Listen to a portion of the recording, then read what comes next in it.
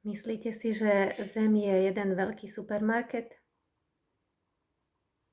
Že všetko na tejto Zemi je k dispozícii nám, ľuďom, ľudskej rase, aby sme to mohli spotrebúvať a užívať?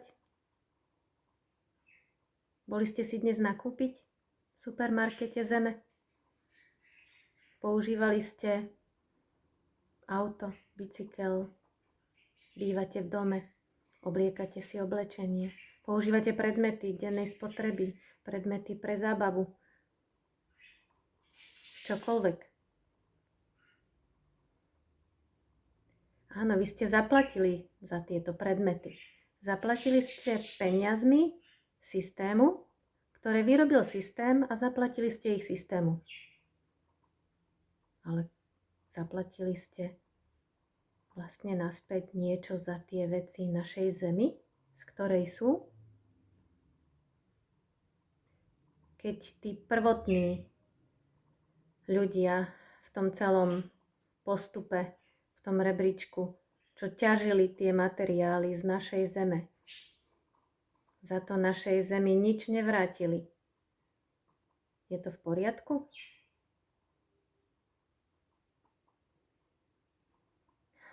Takže ak oni nezaplatili, tak mali by sme rozmýšľať, ako budeme žiť tak, aby to, čo tam tí prvotné články, ťažobné spoločnosti,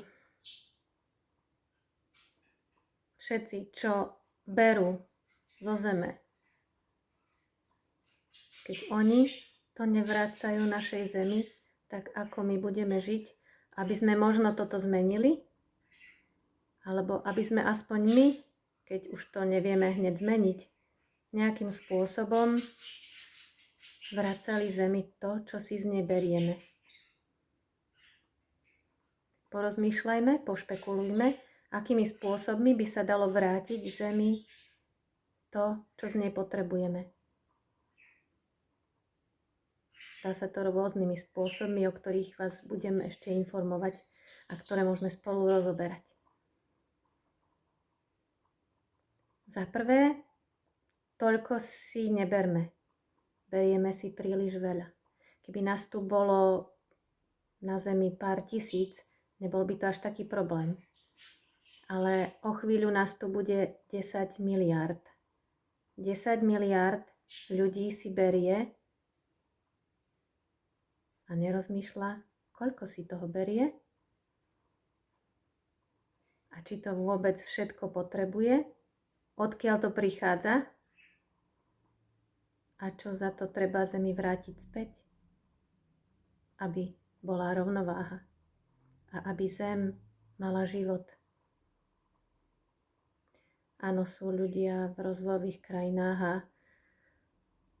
ľudia, ktorí nemajú možnosť mať viac alebo nemajú silu sa zamýšľať, že čo sa z tej Zeme dá ešte brať a čo berú a prečo neberú a berú. Ale my sme západná spoločnosť a my to máme nastavené teda dosť ďaleko v tom konzume. Tak zamyslíme sa spolu, čo berieme z tejto Zeme a každý deň si nakupujeme v zenskom supermarkete a čo za to Zemi, nie systému, Zemi, dávame naspäť.